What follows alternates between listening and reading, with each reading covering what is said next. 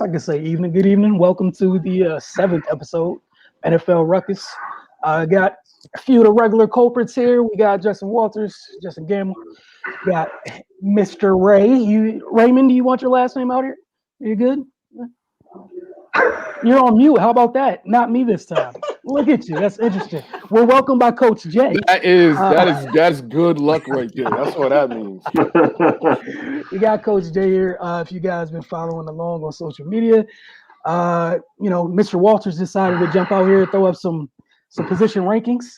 If you guys want a little bit more information and depth on that, we're not going to talk about that right now. That's not what this installment is for. Yeah. What I can ask you to do is just scroll a little bit on Twitter. There's 6 past episodes, all 6 installments. Got some fun things, and specifically with the wide receivers, 15 of those names have been covered. Almost everybody on the wide receivers list has been covered. Same with the corners. So if you want some questions while you guys are, responding, and that's great, the answers are like actually on video somewhere. So you can just go there and find the answers, or you can keep asking Justin. Either way, it does not impact me one way at all. So let them know what you guys think. We're getting into running backs today, but before we talk about that, I want to ask you guys, just with today, the overall value of the running back. As the game continues to change to a degree, you see some folks kind of overvalue them or devalue them on a regular basis. And then it's one of those things you see some teams like, oh, it doesn't matter until you need one, then you don't have one, and you're getting sent home by somebody who has 5 of them, or what felt like 5 because it's just one. Some people, everyone doesn't have a Camara. Everyone doesn't have a Cook. Some people do it by committee. Some people just have empty stables. So I want to see what you guys have to think about, say about that. We'll start with you, Coach Jade and Ray, just the overall value of the running back position in today's NFL. Yes. First thing, thank you for having me. I appreciate everything. The running back role has changed considerably throughout the years. I remember the good old days where the running back position was the centerpiece. It was the position that everyone wanted to play, and it's evolved to something much less. It almost has a new car effect where as soon as you get drafted, you almost lose your value from the very beginning. You're on the clock, 3 years, 4 years, and basically a lot of running backs are out of the league. So the Adrian Petersons are no more, but they still have value. As long as you can catch the ball and you're athletic and you're ready to play, you could be a valuable running back in the NFL. Right. How much money is the running back getting? Because I feel like that's what the problem is. I don't think it's about the position. I think it's about how much we're spending on these guys and how much money we're bringing on the teams. The salary cap is just complicating everything because it was just a run. It used to be a run-first league. We all grew up with the Emmitt Smiths and the Barry Sanders and the Herschel Walkers. We all grew up watching those highlights. That's how every game started. That's how these guys became stars. They air the ball out now. So you have to ask yourself, how much am I going to give to this position where Dallas is thinking about drafting a tight end right now? That's how offensive-minded these crazy guys are, these general managers are. So it's just tough. Some running backs deserve it, but to be honest, a lot of them don't at the number that they want. So it's complicated. It's not a matter of the position isn't important anymore. It's just that we have to spread this money out and we have to do it efficiently. That's the problem. So I don't know. Justin G, you're shaking your head. I'll fight you. No, I'm not. I'm shaking my head because my roommate's TV is too loud. That's all. Yeah. All right, Gamble. No, I mean, Ray kind of knocked it out like with that first question. Just how much are you paying him? Because unless that running back is like the catalyst of your offense, which is rare these days, you can't afford to pay him over a top receiver or build a defense or your quarterback. You know what I mean? Like look at Dallas. They paid Zeke, and now they had a tough time figuring out what to do with Dak. Now they're gonna have to let go of Gallup. Cooper was like, what are they gonna do? You know what I mean? It's one of those things where unless he's Kamara or unless the run game is that important to your offense, how much can you really spend on a guy? And I mean that's the thing. It's like unless you like the way to win now is it feels like winning a Super Bowl or making a playoff push with a rookie running back, or that's it. And then it feels like you have to recycle them every 3-4 years. And it's unfortunate, but that's just the way it is these days. And it's like, in Coach Jay talked about Adrian Peterson types. I don't even know what Adrian Peterson would be coming out in the draft today because his lack of receiving value it's like, it's a weird nitpick, but it's like, bro, if your guy can't catch consistently or be like a big part of the passing game, can you really pay him that much? Like, how valuable is he? He was a generational runner, but it's like your running back has to be your wide receiver 3 or 4 now, unfortunately. And if he's not, I just don't know what that looks like in today's, NFL. And that's unfortunate, but that's the world we live in these days. Yeah, I think like as you guys were saying, it's the value. If you're paying if your running back's getting paid, it's almost like your quarterback can't be getting paid. And I think that's where you're trying to balance if we're going to load up our offense, then we're not going to have a defense. And then as a runner, we're in the league now where before it was the first 2 downs were run downs and the third down was pass downs. Now we flipped that where running down is first down and the other 2 downs are pass downs. And in some cases, all 4 downs are pass downs. So I think that's the thing is if you really have to be a legit all-around football player. You can't just be a runner. But with that being said, with teams going smaller, maybe the wave of the future, how they say history repeats itself, maybe we flip it to where defenses are getting smaller to counteract these offenses and we go back to your bigger backs. I think that's the cat and mouse you're playing is everyone's playing the same game and the team that's willing to say, like Tennessee, we're going to punch you in the mouth. But again, the problem is at some point we have to throw the ball. So like we talked about, it really just comes down to you probably just have to say 4 or 5 years, they come out, they're ready to go year 1. We unfortunately run them into the ground, and you really just can't have an emotional attachment to him. That was his issue with Zeke was the emotional attachment because there were signs he was starting to not be the same Zeke, but you had to pay him. You know what I mean? But the guys like the McCaffreys, the Mixons, the Cooks, the guys who can really are the key to the offense. Like it's not so much you don't look at McCaffrey as a running back, you look at him as he's a football player. You know what I mean? I think that's what you got to do. You just need an all-around back who contributes in every way. And then you really have to assess at the end, okay, what happened? I don't care what happened the last 4 years. Where is this guy right now? And I think that's what we have to look at. All right. We're going to slide into these running backs. We got 4 today to get through. The first one, we got 2 from UNC. And we got Clemson, Alabama making appearances. Javonte Williams from North Carolina. Got his numbers up there. Going to get some of these clips up here. And Gamble and Walters, you can lead us discussion as always. And Coach Ray and Coach Jay and Ray. Here we go. I think Javonte Williams, he's 5'10", 220. Didn't really run a great 40 at his pro day, but he's fast enough. All-purpose back. Has some receiving skills, but because of the other running back we'll get to later, he really wasn't much of a third down guy. It's a prototype build, physical, light on his feet, especially for that size. Runs with decent vision, probably could be better. Has really good balance, bounces off of tacklers, catches the ball well, finishes runs, has a decent burst. He's a tone setter. He makes defenders pay. And the weaknesses, I would say, like I said, the vision. He sees the holes, but he's like that guy where he's kind of like the kid who's trying to fit through the hallway and always bumps into something. He kind of can't cleanly hit the hole. Like he's kind of nudges, just always kind of hits something. But he's a solid runner. He's tough to bring down. His biggest skill, I would say, honestly, is he protects his legs. Like he really doesn't let anyone get to his legs, whether it's moving his body or hurdling or just he really keeps his legs clean, which helps him when it comes to you don't have the little trips and ankle tackles that a lot of running backs face. And one of the other things I was going to say, definitely chooses violence way too often. There's times where he probably could have went a different way, but he decided to take the collision, which again, in college, that's fine, but you can't live that way. Like we talked about 3, 4, 5 years down the road, those take their toll. And then last thing I'll say is that me and Guillermo talked about a lot was he's more of a natural runner than running back, meaning you'll see he's able to get the ball and kind of like, you play kill the man, the guy with the ball can kind of run all over the place and get yards, but he kind of doesn't consistently hit a hole. He's kind of just taking the ball and kind of doing his thing, and it works to a degree because you're better than other people, but you really can't live that way.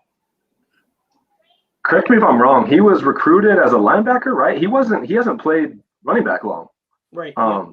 Yeah, and I think that shows he's a natural athlete and he's a naturally gifted athletic player. But like you were talking about with his vision, I feel like he has more like athletic player vision than running back vision. Like you said, when you play that game where everyone just tackled the guy with the ball and you just run around the yard, like that's kind of how he feels. He's still trying to figure out like what a running back does, but he'll have those runs where you're like, dude, that was awesome. That was, like the way he can just manipulate the second level and see guys coming at him from different areas. And he does some amazing things, especially at his size. He's really light on his feet. But I think the problem with him, so just right now, is that he's figuring out his identity as a runner. There are times where he'll bowl over a big guy and try to make a small guy miss, and you're like, bro, switch him. Go after the smaller guy and make the bigger guy miss. But he's just he survived off of just being an angry runner and being athletic. I wish he had a little more home run speed. He's got enough speed on tape for his size, like that's for sure. He's not, you wouldn't say he's speed deficient. You wouldn't say, he's not David Montgomery. This dude has burst. He can make people miss. He can pretty much do anything you would ask of a running back ever. It's just that he's still figuring it out, and his vision was weird. And he's a good pass catcher, though. I mean, that's the thing. He's not fantastic, but good enough. He'll make some catches away from his frame, and the athletic plays are enough to wow you sometimes. I think if he went in the first round, I'd say that's silly. But I think if a team needs a running back, he's a good one. You know what I mean? Like he's a good player and he can be your running back one on a team. I think he's a better prospect than Edwards-Helaire was last year. Just because this dude's big and he does a lot of really athletic things with making guys miss and being, just an all-around naturally gifted player. And like Ruckus said, he can protect his leg. Like he's not clueless hitting the hole. He's not taking big shots or anything. He's got legit contact balance where it's not just he's running and guys are bowling off of him and he's kind of clueless just rolling through it. He can manipulate, his body to slide off of hits and do things like that, but it's not consistent yet.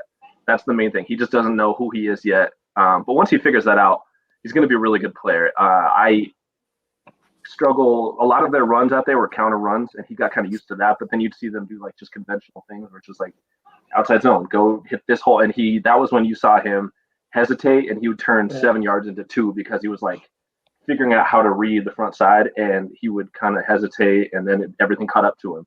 But like I said, the wow plays are enough to get you pretty excited. Right. Before you move on, I'm happy you said that because in my notes I put like his best fit was more of a gap scheme or inside zone because with the outside zone, he's kind of hesitant. Even a lot of their runs were the counters where he's on the guard's back and the defender would almost tell him where to run. I think it's easier to, whereas outside zone, the decision making, you'd kind of get a lot of that, his feet chopping his feet, stutter, and waiting for something to open. And he and again, that's not his game. So I think, like I said, inside zone and gap scheme type runs were more his thing. Yeah, he was good at that. All right, so Coach Jay, you got a chance to look at him a little bit. What'd you think about Mr. Javonte Williams? Well, actually, interestingly enough, this morning I heard an interview with him, and they were saying something about him originally out of high school being a potential Ivy League kid. Like his had a real high GPA, which is absolutely awesome.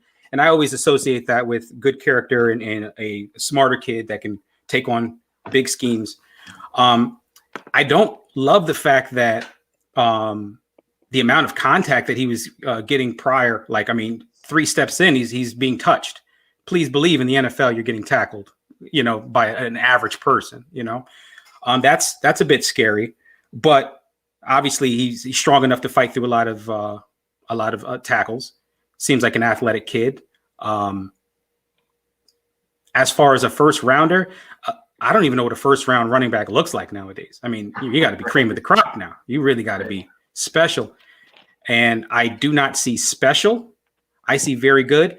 And another positive is if what you said that he is new to playing running back, that means a lot less mileage.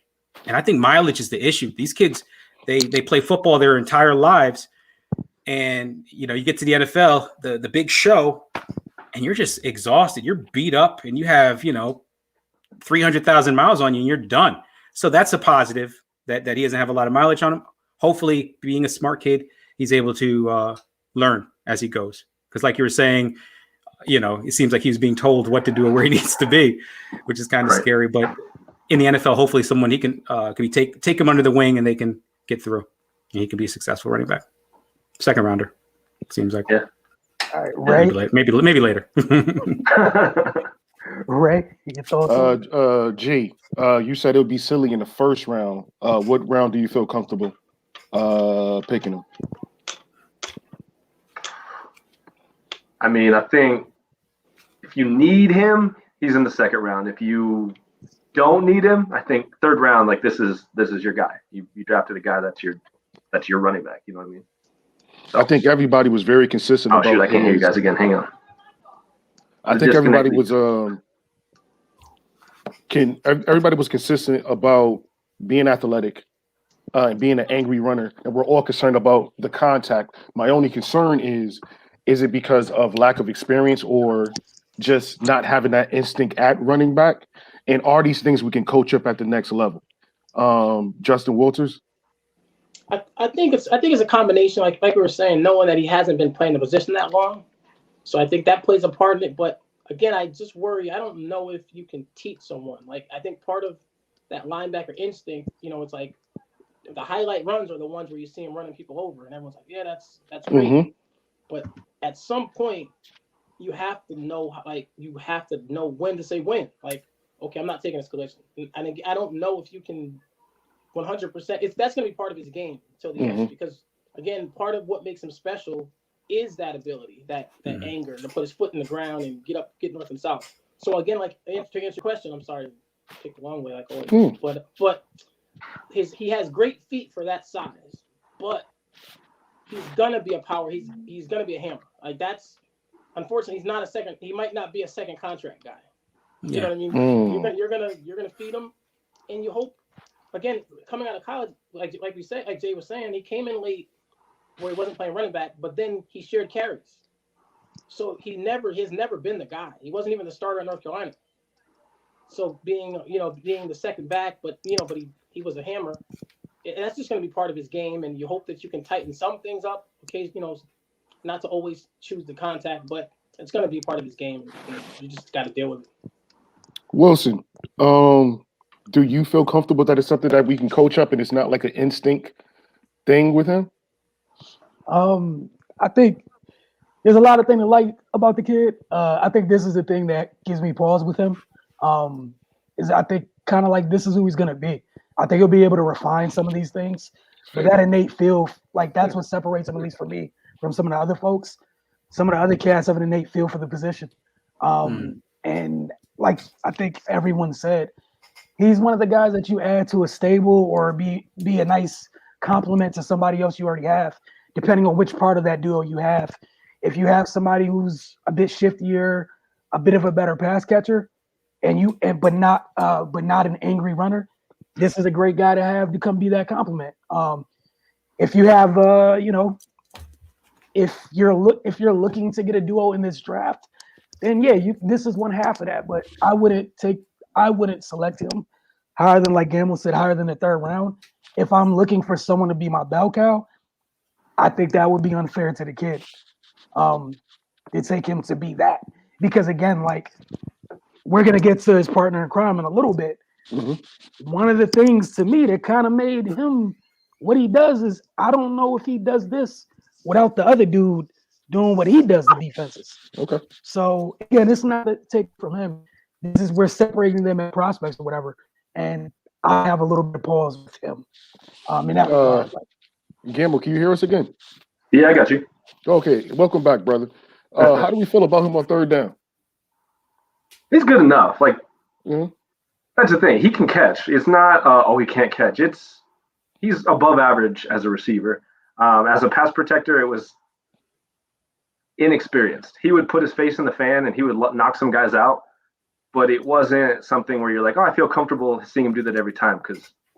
But do you feel comfortable with any running back doing that? Like, that's the thing. Is running backs on third down anymore are rarely just, you're a protector. So it's really a philosophy thing. I have no problem with him on third down. He, like I said, he made some catches away from his frame. He did it comfortably. He did it thumbs together where you can tell, like, he's natural, but it was just running routes is different for him. So you're not going to say, go run a Texas for me or go run an angle, like whatever. It wasn't like that. He's no Kamara, but he can catch the ball well. Like, I think Wilson's hitting on the head more is like, if you expect this guy to be your guy, you are asking a lot of him. He might surprise you, but it's probably 60-40 that this is not the guy you want to be your top dog unless he really shows like he really flourishes in camp or he really takes to your scheme or something. Wilson, I know you got a hard out, but I just got two more quick questions. Justin, with that physical running, we don't have any concerns about injuries.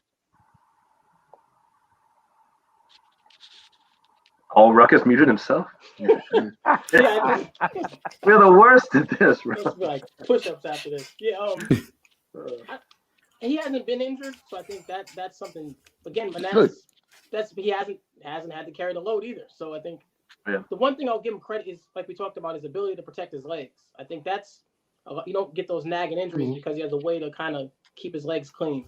But I mean, running into guys with your head down probably isn't the greatest idea for longevity. Jason, when you were listening to the interview, did they give any NFL comparisons to this guy? No, they didn't give any NFL comparisons. It just, you know what? It was an interview. You had a chance to hear him. He seemed a little awkward, quiet, but I mean that could just be lack of comfort in that setting. This is all new to him. But I did want to bring up one thing that you guys were kind of saying as far as the whole kill the man with the ball thing, and that's with improvising. I think a big issue is that running backs do a similar thing that quarterbacks do with pre-snap reads. They're not just going to sit in the background. They're watching everything too, and they can anticipate what the defense is going to do. I think from his lack of knowledge or being new to this position, that might be the reason why he's getting so much heat and running into his face into things is because he just doesn't know any better. With time, hopefully, he'll go ahead and catch on, and there'll be maybe less of that. All right, that wraps up Javonte Williams.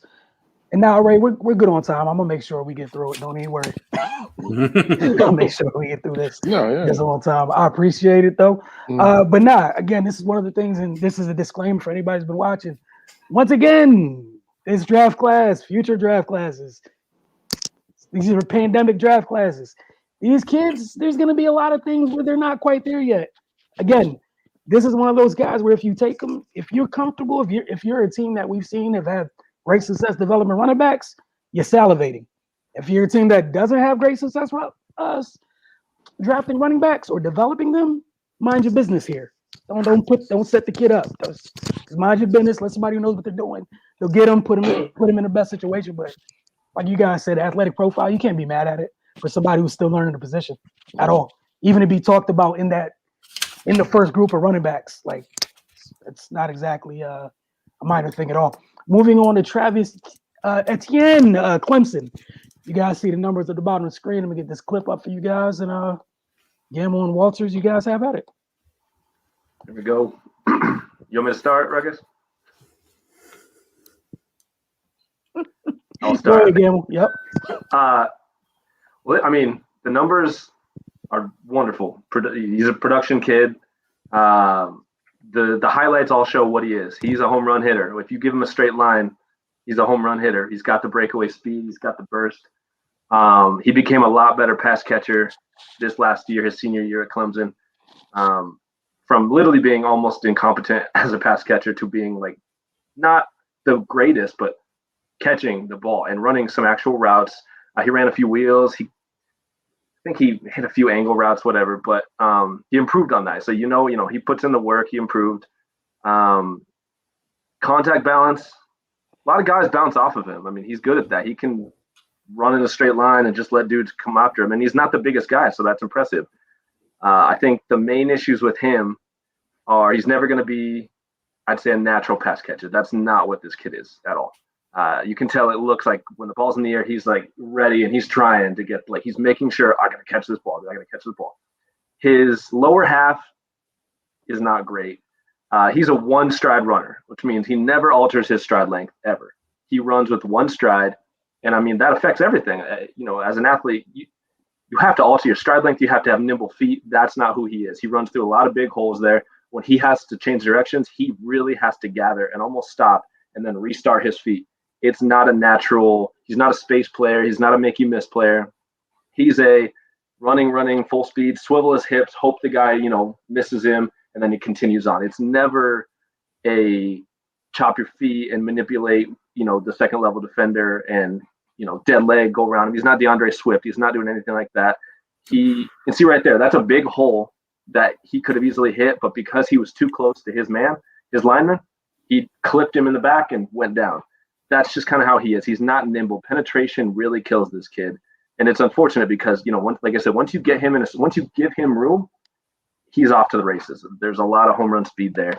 And then when I talk about his contact balance, it's great that he's strong in the lower body and he can let guys bounce off of him. But it's one of those things where it's not like the Najee Harris or even Javonte Williams where he can swivel and slide off of hits and everything. It's guys are hitting him and he's getting tossed around hoping that he's still going upfield. It's not a calculated thing with him. It's just get hit, stay up, and then have to return around and find in front of his direction again and then keep moving.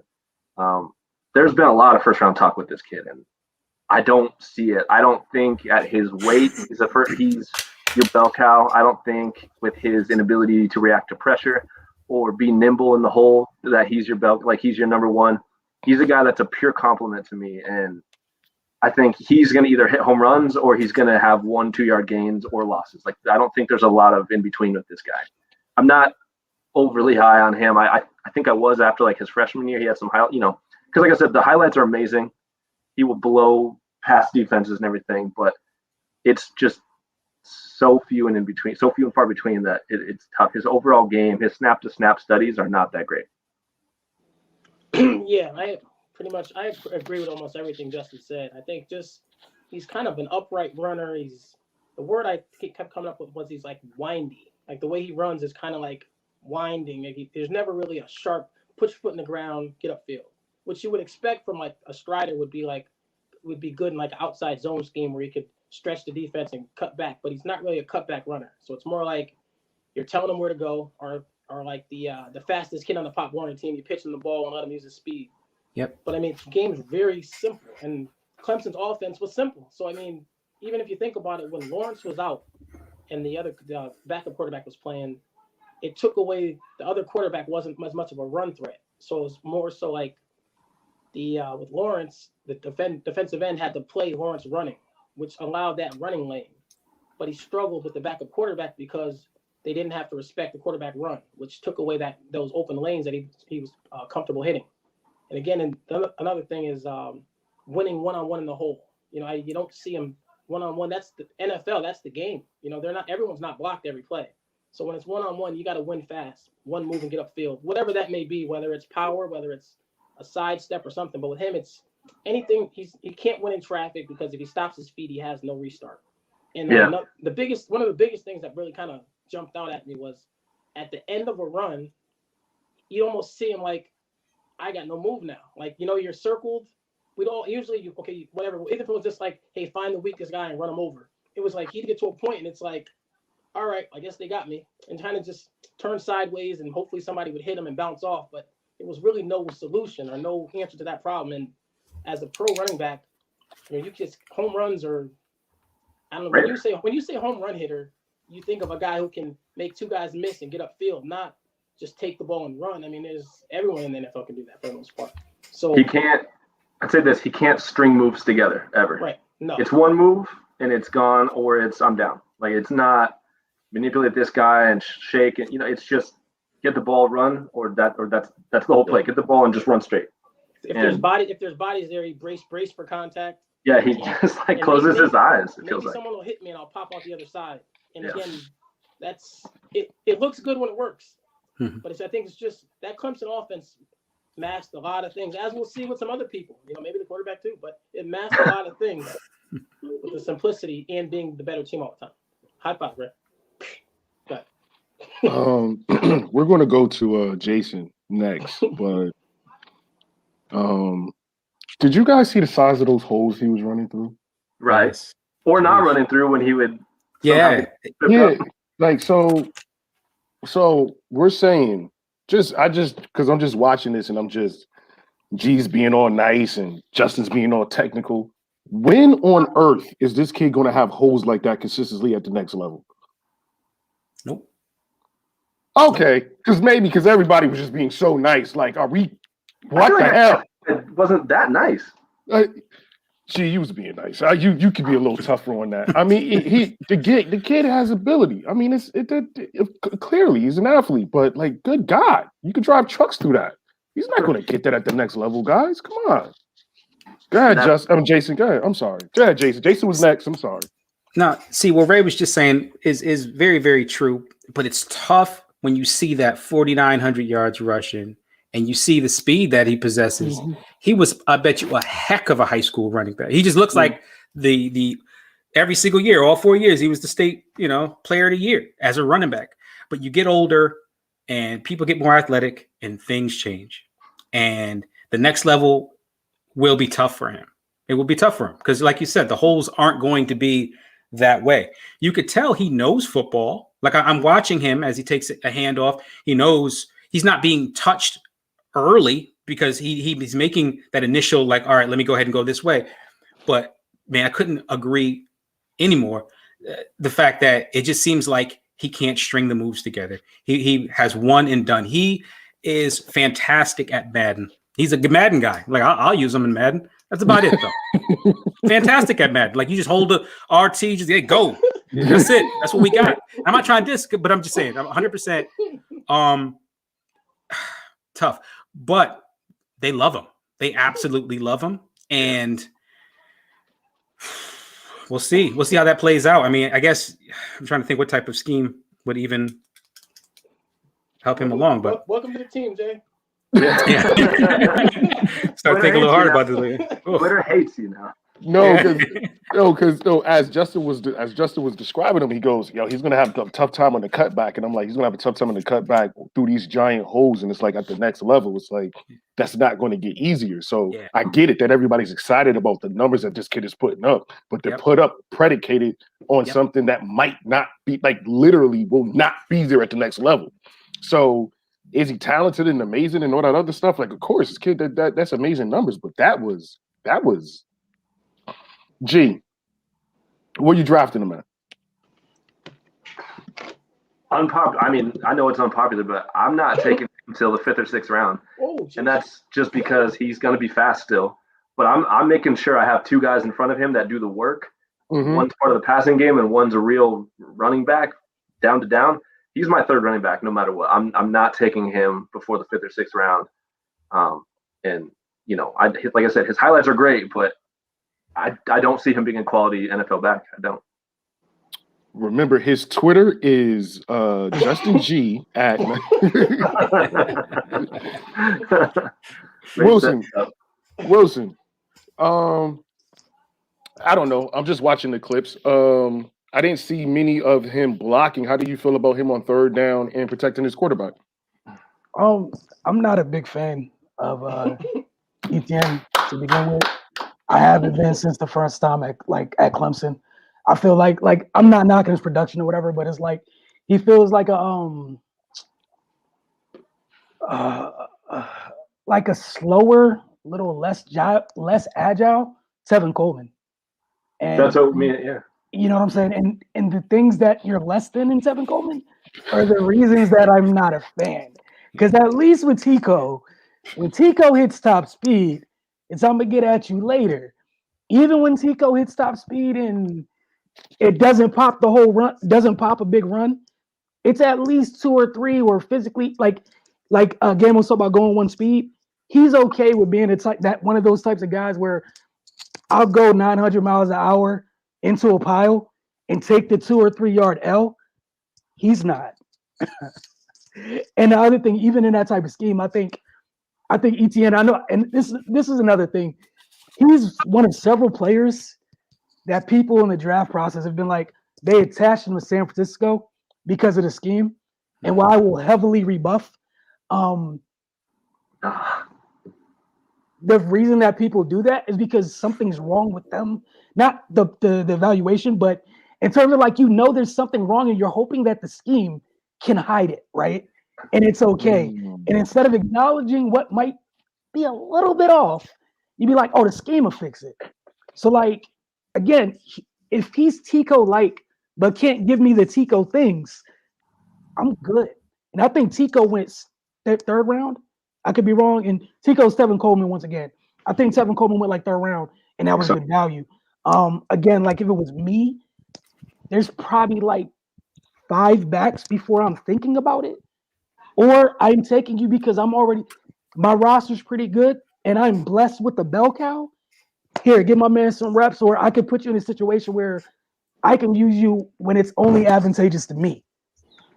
I'm not relying on you, but that's just where I'm at on it. So Clemson fans, have at me.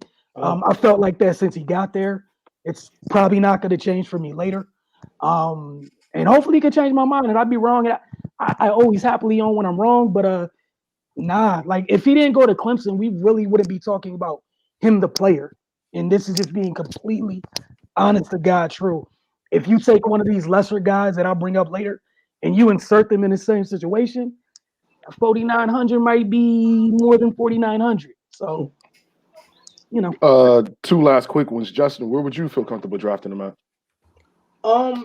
Probably maybe third, fourth, maybe fourth. Just I think what the issue is it's a pretty weak running back class.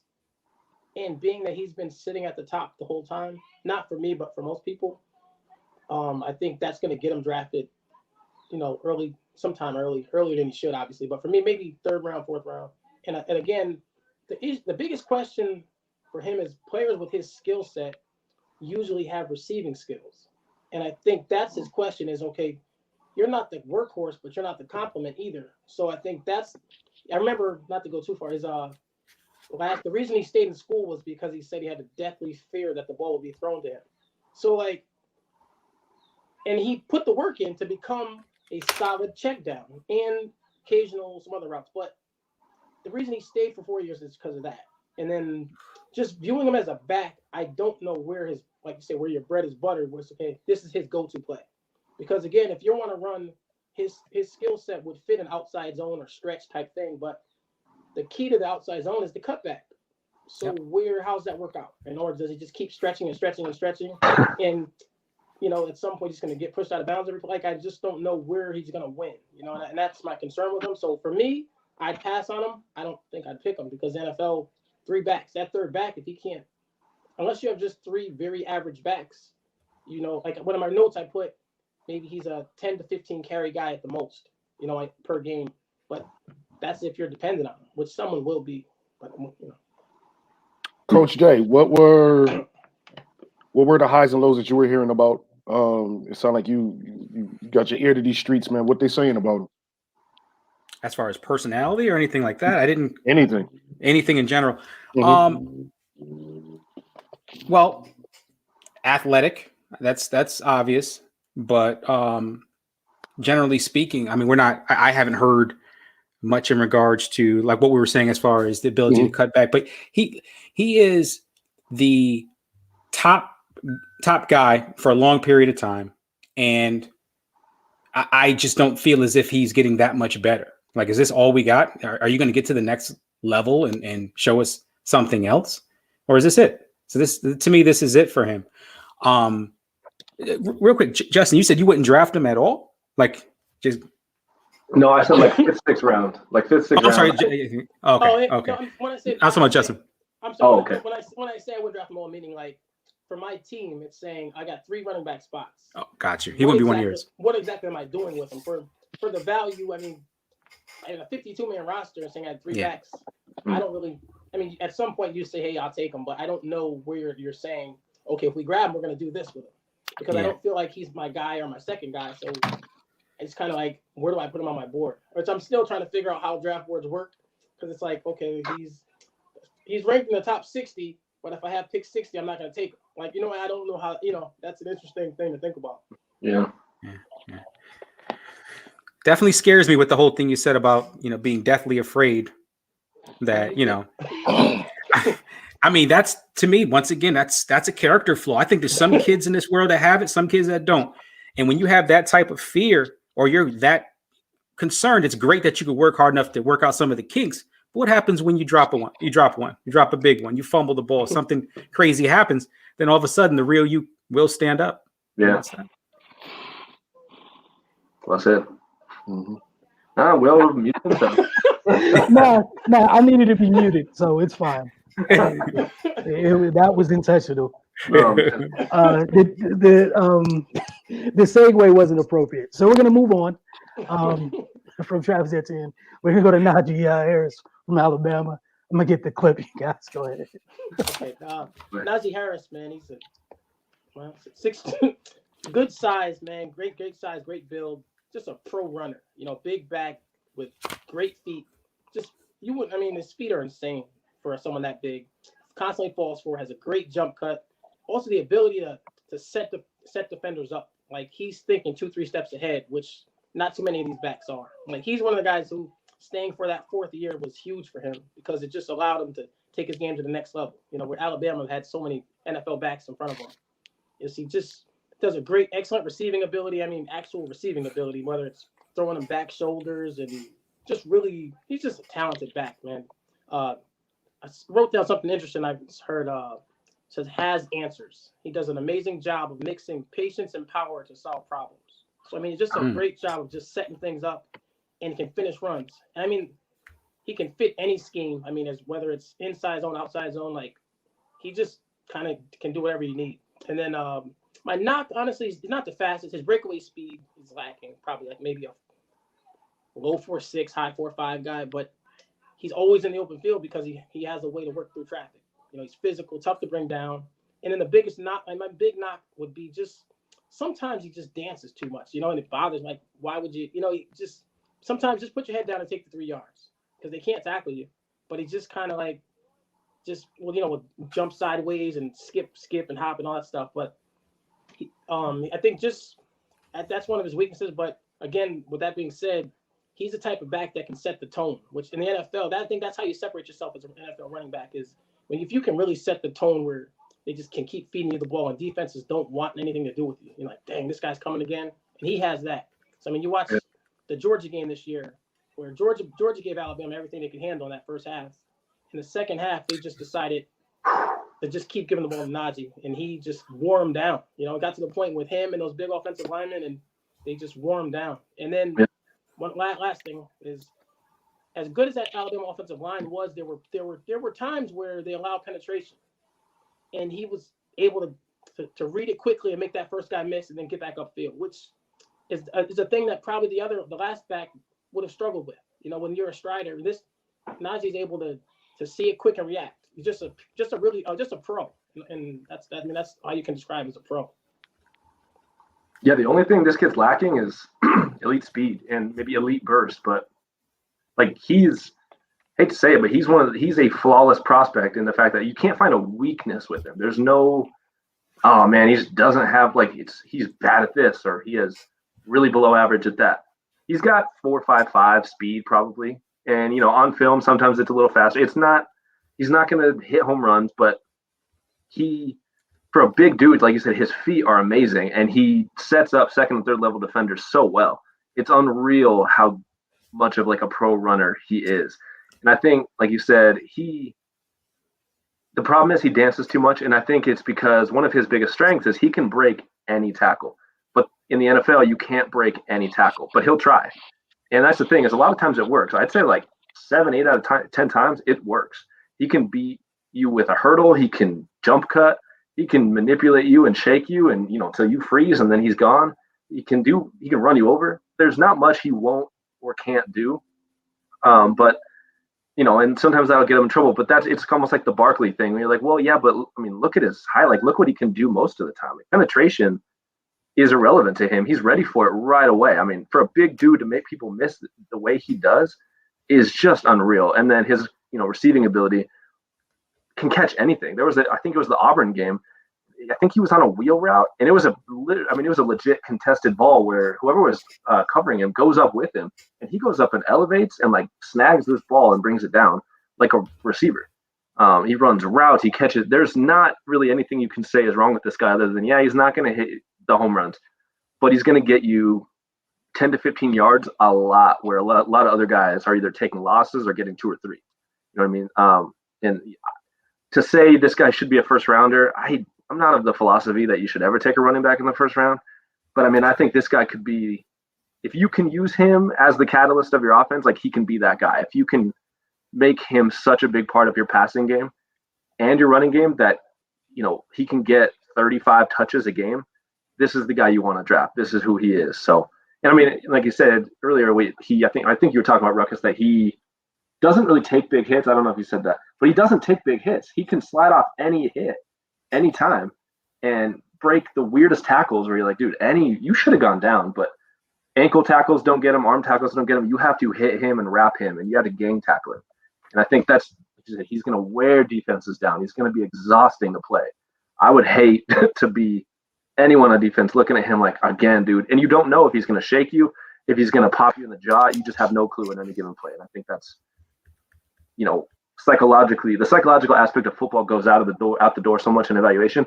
But this guy you don't want to play against him. He's one of those guys where he's going to steal your soul. Using your thing, Ruckus. He's going to steal your soul when you're just like, oh, I went for his tackle and then he's gone. Or you wait for it, or you think he's going to juke and you stand there and he just pops you in the face. And you're like, that really hurt. But here he comes again. So he doesn't have any weaknesses other than he's not going to hit the home runs, but this is a great player. This is a great prospect. Coach Jay, and then we'll go to Ray. Okay, this is going to be a big thing. All right. Obviously, these two men have different body types. Okay. But watching his college tape looks like watching Emmitt Smith in the NFL. That's a bit much. I know. Oh, he's a rookie, but he's so controlled. It's almost like when he gets the ball and he takes a step, he's snapping a photo and calculating what his next move is going to be. Gets to the next level, calculate the next move. That's impressive. It's almost like it's a benefit that he's not a burner. And it sounds crazy to say, oh, he lacks speed. That's a positive, but it almost allows him to be controlled enough where he's not outrunning his blocks. He's staying within within his blocks. I am very, very impressed. I personally, because I am, a running back in the past. So I was a running back in the past. I am all for a first round running back. I hear people say that all the time, that they shouldn't go first round running back. Listen, if you need him, if you could use him, if he could put you over, and that could be your guy when times get tough, he is the guy. He's the guy that you want on your team. Jason, we frown upon people taking my questions. Never do that again. Oh, I apologize, sir.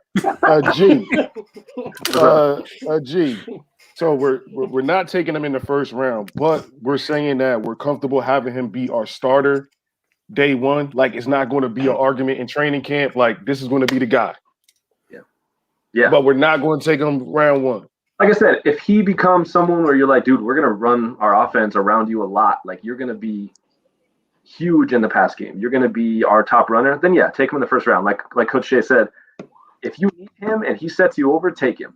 But I wouldn't make him a luxury pick. I wouldn't say, we don't really need a running back. Let's grab him. Like, no, build your roster. Yeah. This guy needs to be a need, or else I think grabbing him is silly.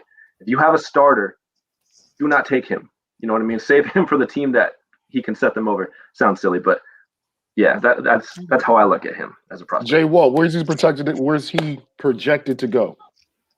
I've heard anywhere from 18 at Miami to second round Miami. So I mean, like it's a good Miami. Based on Miami. But the thing what makes him like the thing Jay said made total sense was, if maybe he's not a first round pick, he's a first round pick in the sense of teams later in the draft. So if you're a good team who's picking 20 and back, like a Pittsburgh, or when you're like, okay, we don't have a whole lot of holes, but we have a hole here, and this guy can take our offense to the next level, that type of thing, where he's going to be your main back. But if you're a bad team, having him is just having a player that's going to make some wild plays on a bad team. But you can add him and, maybe if you're a bad team, you might want to give him the second or something. But if you're a good team, you can plug him into a Tampa, a Miami, or whatever, like you said, Steelers type thing, and he could take her off. He can really do a lot of damage in that situation. Coach, the only negative that's even been that's not even a negative. One of the features that we brought up was talking about dancing, moving the feet a little too much. Not a big deal, but it's just something that the scouts notice. How quick is that something that we can coach out of the kid?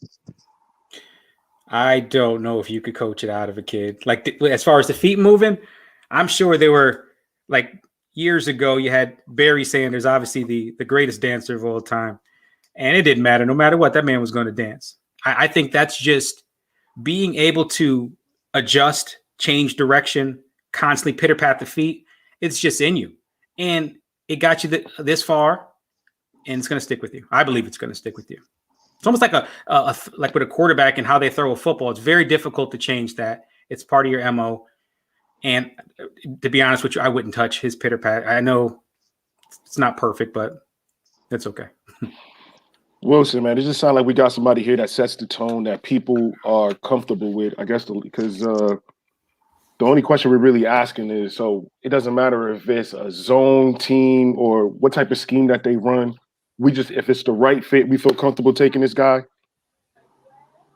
Yeah, I'm taking him no matter what. I just don't care. I'll take him and I'll figure it out. If I got a starter, I wish the best like, no, I'm for real. If I have a starter, if you're not CMC, Saquon, like if you Alvin Kamara, if you're not those guys, beat the kid out in training camp. I don't care. It's not my problem. Like if you want your job, he'll be your backup. If you don't want your job, I'm gonna get at you later. Like, nah, I'm not leaving that on the board. I don't care who my starter is. Like, again, there's like 6 people I would have pause in moving him out the way for. Outside of that, nah, man, I'm good. There's not even that many great backs in the league. No, take him right now. No regard for nothing. We'll figure out the spot afterwards. Because you know what we do have? We have a Najee, and then we won't figure out who's going to be behind Najee. That's what I have in my mind. Like, and it's up to the rest of y'all to figure out, am I going to be the second dude behind Najee or the third dude? Or am I just not going to be here? That's not my concern.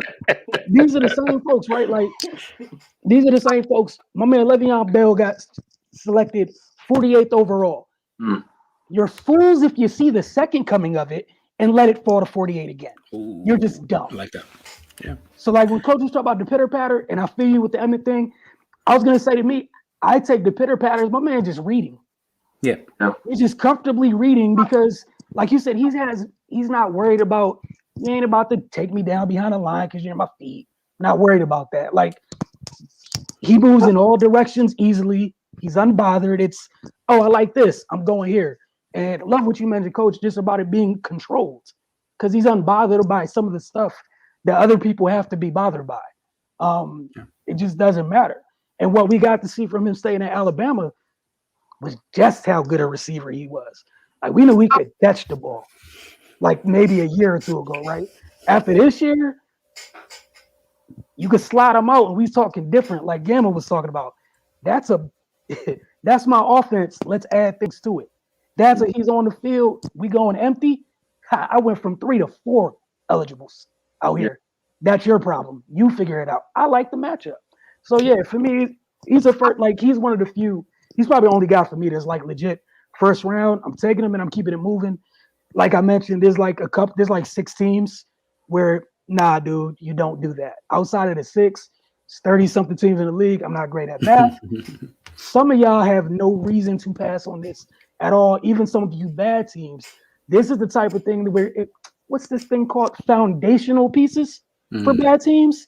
This is how you get better. You get a foundational piece. So even if you messed up on a QB or you're missing a wide receiver, guess who can do wide receiver like stuff?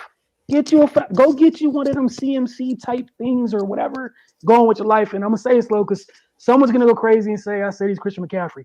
I did not. I said he's like Levy, and that one you can take, and I'm fine with. I have no issue with, and I'm not coming off of that one. Y'all 48th the last time y'all saw something like that. 48th. It's 2013, 48th. And it's even more of a passing league, right? I can't wait to see what clowns let them fall. I really can't. Like, and I'm gonna shut up after this, but like you mentioned, Gamble, you mentioned Clyde from LSU last year. I was giggling when he fell to 32 last year. I was like, okay, so you're just gonna give the Chiefs the one thing that they actually would need, an actual dependable modern day running back that doesn't have to come off the field. Yeah, good job, guys. So, like you guys mentioned, I'm eager to see which dumb teams let them fall and what good teams like, hey, look, the 3 of you, we don't need you. We got a new one, and for 4 years, we don't have to pay them. Yeah, it's right. It's too simple for me. But, on to Michael Carter, Ray, unless you had any other questions with this one. No, man, we good. Good. That's the easy one. Yeah, that was definitely the easy one. For some folks, sorry. I know some people have with other names on this list. There's nothing wrong with your affinity for those players, and that's fine. But for me, yeah, it's a joke. There's Najee and then there's the rest of them. But we'll go to Michael Carter, the other half of that dynamic duo at UNC. Here's the clips. Y'all go ahead. I'll start, Ruckus. Yeah. Yeah. No, he muted himself. I'll start. He muted. To me, this kid was a lot like Devin Singletary, coming out of Florida Atlantic International, whatever. He's Devin Singletary. He's probably a little more bursty than Devin, but he's not as physical. I think like him and Javonte Williams were literally thunder lightning. Like Javonte was the hammer. This kid was the make you miss, get in space and just make them pay. You know what I mean? And he's got enough speed on tape to where you're like, all right, he's fast. He's not a burner. I think he ran in the 4.5s, but he's like 198 or something. So that's not great. But, angles, understands it. This kid was a real good pro runner too. I think I tweeted that one day. I said, this kid's the pro. Javonte is the guy that's the athlete that you're going to take maybe first because you're betting on that upside. But this was a pro running back. This kid knew what he was doing. He had excellent vision. Understood how to get to the second level, where to find defenders. But he wasn't predictable. He wasn't one of those guys where as a linebacker, you knew where to find him every play. He could make things happen with the cutbacks. He knows what he's doing. He knows how to play the actual running back position and what that entails. And I think he's a guy that you don't take in the first round by any means, maybe not even the second, but this is a legit running back 2 where you have your guy in the NFL, and this is the guy who's a great pass catcher, who's a make you miss type, who comes in and takes 10 to 15 carries, and you feel great about it. You know what I mean? There's just so much looseness to his lower body, and he's so sudden. He doesn't waste movements thinking. He doesn't waste time trying to figure out what he's doing. He's a read and react, and there's a great catch from him too. He's a really complete back. The only thing he's really lacking is the long speed, but it doesn't really matter. That's not his game. And how often are running backs hitting home runs? But just size. Size doesn't really allow him to finish with power consistently. But that's okay. Like I said, he's a running back 2, and you know who he is, and he knows who he is most importantly. So you're getting a great player. And there you run down. See, so it's not there's the lack of long speed, but again, he's going to hit those 10 to 15-yard runs a lot just because he knows what he's doing. He can fit in any zone scheme. The cutback is no issue for him. Good player, honestly, good player. I wouldn't take him, like I said, to probably the 3rd round just because of his size, but good player. Yeah, as like Emma was saying, I think it's another guy we're talking about as a pro. Like he's gonna be on your team. So when you pick him, like some of the other guys we talked about, where like I said, I wouldn't want him on my team. Is this guy can be your starting back if you need him to, but if you have a better back, he can be your 3rd down back. So there's always going to be room for him to play. So like when it comes to actually running the ball, he can run in between the tackles. He can finish. He's going to finish his runs. He's decisive. He can make you miss in the hole. He's north and south. He can, again, like you said, contribute in the passing game. So I just think there's something. There's going to be something for him to do on your team, and he's going to contribute. And he can start maybe like a Giovanni Bernard or something like that, or that type of back. I mean, even like a little bit like Hilaire from last year. Like he has some of that same skill set, but he's just a good player. The speed isn't great, but he's a good solid runner. He's decisive. He gets upfield, and again, like the big thing that I like about a running back is being able to like make your moves while getting upfield. Like I don't. If you need to stop to make a move, that doesn't really translate to the pros for me. Like if you got to stop and okay, now I'm gonna left, right, go. Like that doesn't really translate. We're moving, give him a little jab and get upfield, or shift the defender and get upfield. Like that's what works in the NFL because everyone's fast in the NFL. So I mean, this is the type of guy who you got one chance to get him to put the ground and get upfield. I think that's the type of back that we want that he is. One more thing too is like his running mate Javonte Williams. He was reactive. Like you saw him thinking and you saw him like waiting, and he would do athletic things, but it was never instinctive like Michael Carter, where Michael Carter can string the moves together, but he feels things around him. He understands like where to find. Like he's talking about earlier, Coach Jay. As a running back, you can see him when he gets the ball, he kind of already thought about what the defense is trying to do to him. And he sees guys coming, and he knows where to find them, which makes him a little less predictable because then he knows where to not be and not where to be found as well.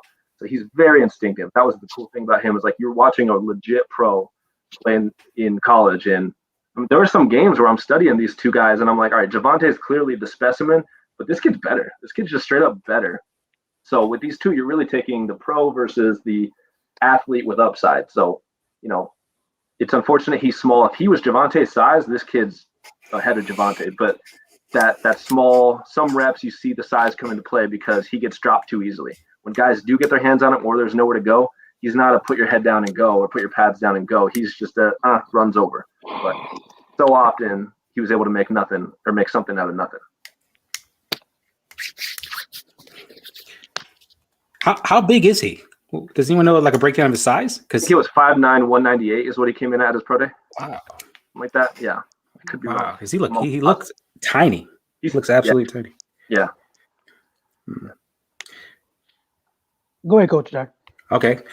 So I'm just blown away by the fact that Javonte Williams and Michael Carter even played in the same offense. Like initial point of contact blows me away. Like he's not being touched 4-5 yards downfield. Like he obviously knows the position of running back. He is definitely more cerebral when it comes to being a running back.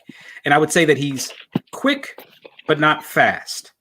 And I'll take quick over fast. I know most people want to see the 40 times. It looks nice on paper, but quick is going to get you the quick 5 yards, get you the quick 10 yards, the quick burst. You might not go ahead. You might get caught from behind a couple times. Barry Sanders got caught from behind all the time. All right. It's just how it is. So I see him as a smart guy, quick, not fast. He definitely is a pro's pro. It disappoints me at his size because then again, here he is actually Emmitt Smith's size, but not today. It's sad. So that pushes him back. If he was a little bit bigger, oh man, then we'll be talking about, who's the head honcho. But right. No. Ray, go ahead, man. What you got for us? Yo, that's crazy. That's we've been doing this for a couple of weeks now. That's some of the smoothest footage we've seen and all the tapes that we've been watching, like consistently. Like that's what jumps under the smooth. That jumps off the page. To get more value out of him, okay, first, Gamble, do we have any concerns because of the size with an injury history or going forward? I don't know about injury history. I'm not sure. But going forward, let's just pretend he doesn't have any injury history, which I don't think. Going forward, I mean, like I said, if he's your number one back, he's gonna get beat up. He's not a guy at 198 who you're just gonna say go pound it out all game. That's not who you want him to be. And he's not really a pile mover. He occasionally would lower his shoulder on a corner or a safety and bull him over, but that's just not who he's gonna be. I don't think this is a guy who could take pounding all game and come back from it. Ruckus, any injury concerns because of his size or anything we need to know about? Yeah, I haven't seen any injuries. Just like you said, it's more just the concerns about the size and what the two of them split carries. So in reality, like they kind of manage that along the way. Even as a pro, you kind of view him more like maybe like one of the Patriot backs. How they use that type of situation. I forgot the guy's name, but I think maybe that's his best fit. And again, that's borderline starter. NFL, just like we say, a nickel back's a starter. A third running back it's passing downs on second down half the time anyway. So depending on who the starter is, he might be playing just as much as the starter. Where do you feel comfortable drafting him at? Probably third, depending on what team I am. And again, this isn't a strong class. And just as we discuss it, I can almost like see my rankings changing, kind of like just it's coming into place. Like, you know what? I'm gonna have the guts to put him ahead of someone else or else's. So like again, if you really break it down, this is the guy. He can carry the load. It's just how long can he carry? Okay, we'll give him a couple weeks. If he needs to be your guy for a couple weeks, he can make it work, as we see. And then you just you support that. But I mean, this is a quality back there's not a lot of holes in his game. and I mean you're not going to punish him for being bigger than most normal humans. You know what I mean? Size wise, so he's not a small guy. He's just a little short. He's short and he's kind of solid. He's solid. So I think again someone could take him in the second round. I think they will. I would guess someone's gonna take him in the second round. Wow. Gamble, if we have a solid running back already, but we're throwing around ideas of, just that change of pace running back and maybe even moving them out the slot every now and again, is that something that would even make sense in the rational world? Yeah. I mean, like if you put him on like the Bengals behind Mixon, that's perfect fit. Those are two guys who can dance, who are nimble. One of them's the big dude that can do all the work, but he can still pass catch. And then you got Carter, who's the small guy who, does small guy things, but he can still catch stuff. And then you can interchange them, and they both can catch. Like that's a good fit. I think, he can be a running back too, who can contribute a lot. I think, like I said, I think he's Devin Singletary. Ruckus said Gio Bernard. He's in that mold where he's going to be a good number 2 somewhere. Coach, so we're not seeing like the trick play gadget guy. We're talking about a solid number 2, and we feel comfortable with that. Draft him a little bit higher just to shore up our backfield. Yeah, I mean, I could see him being a second round guy. If we're going by the whole mantra of, listen, you're going to give me 4 years, then I'm not paying you, because that's what they're doing nowadays. That is just the thing. It's like, why not get that guy that can do these things, and you just kind of push him out the door after the fact. You're not paying like you do everybody else. That's just where we are. It's sad because I miss the good old days of, you stay with a team for 12 years, but I don't see it coming back. Yeah, them days is gone. Wilson, what do you like about him? What don't you like about him? The only thing I don't like about him is something he can't change. Size. So I don't really have an issue with him. And the other thing, even with the carrying the load thing, I mean, that's in question because, they split time at UNC. But of the two of them, I'm probably more comfortable. If I had to pick one to carry the load, if I had to, I'm probably leaning towards him just because of this stuff. Like this is nothing to do with Javonte's. Again, we're talking about, I think Gamble said this best. You're talking about someone who's already comfortable at the position and somebody who's more the athlete. I think Coach mentioned him being more quicker than fast. I'm cool with that. Half the time, those quick guys, they understand the angles anyway. So once you get the angle, they can't outrun it. It takes freaks of nature to outrun bad angles, all right? So there's only so many of those on defenses. I'm just super comfortable with them. I don't think there's an issue really. Like you guys said, how he could be used in a pass game. I think you can have him as the first guy in a stable or the second guy in a stable. I also accept that.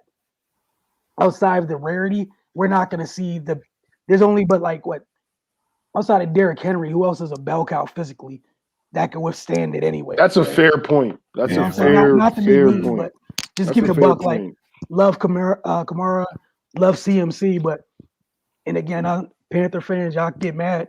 You're not about to give CMC the same number of carries you won't give Derrick Henry because I don't think my man's going to hold up through it. So, I mean, Justin, you Mike down? You scared to say it? That's how you feel. That's how you feel. I don't want to interrupt you. As a question. I mean, you good. You can say it. So that's how you feel, Just because Gamble's in the middle. Gamble's in the middle. I'm thinking myself through it. Yeah. Gamble's in the middle. It's not crazy. In this class, it's just not crazy. That's the thing. Today, out of these four, maybe. Yeah, and out of like this whole class in general, like Etienne's not better than him. You could argue him over his teammate Javonte. Sermon is not really in the conversation based off his tape last year. Gainwell from Memphis. Like, there's not a lot of challengers who you could say like those are legit. They're so much better. This kid is such a pro already that it's hard to argue against it. Dude, COVID is going to get so many coaches fired. Oh yeah, we should have put Sermon on this. Yeah, like this is going to be tough, man. There's just I don't know. And the other reason I feel comfortable with him, where if he could go in the second round, you got so many people running a copycat Shanahan system, anyways. Yeah. People need backs. Yeah, just to keep it a buck, like people need backs. Everybody don't got OG Bobby over there. What's my man Bobby Turner? Everybody don't got Bobby back there to go through UDFAs and pick those types of guys off the street like that. So if you got the picks high enough, Mr. Turner's not on your roster. You might as well just take the talent as it's available to you and keep it moving. Cleveland might be one of the one teams Cleveland, Minnesota's cool because they got Dalvin. Who else we talk about? Arthur Smith is in Atlanta. They don't really have a guy right now. Trying to think where else they're running it. So yeah. Like that's where I could see him sliding up. And I'll say it, Justin's scared to say it. Like, he can be my RB2 right now, and I challenge someone to change my mind. I'm fine. Like, it's cool. Najee's been my guy. There's been Najee, a space. We can bring up my man Carter, and that's fine. And then we can get into somebody. There's like 4 or 5 people I have up above Mr. Clemson. And again, I have no issues with that. Please let me know. You can comment here. If you comment when we're live, I will happily respond to you. Hit me on Twitter. You had to wait till the next time we go live. That's how I interact. So that's where we at. Coach is going to say something. Good. Go ahead, Coach. Coach is going to say something. No, assuming, or not even assuming. I guess if you said Michael Carter and Javonte Williams never get any better, or they get, a couple notches better. I mean, it's just obvious. Like, Michael Carter is considerably better. So just assuming that, that's how it's going to be, that they're not going to change anything. They're going to be basically a better version of themselves. I don't need a guy running into people, man. Avoid contact, man. I need to say, like, I hate comparing people to cars, but like I said before, I need to protect my asset. I need to make sure we're in a good position not long term. During the 4 years, I need to make sure I'm in a good position. He's really close to Clyde to me. Like, he's not too much different than Clyde. No.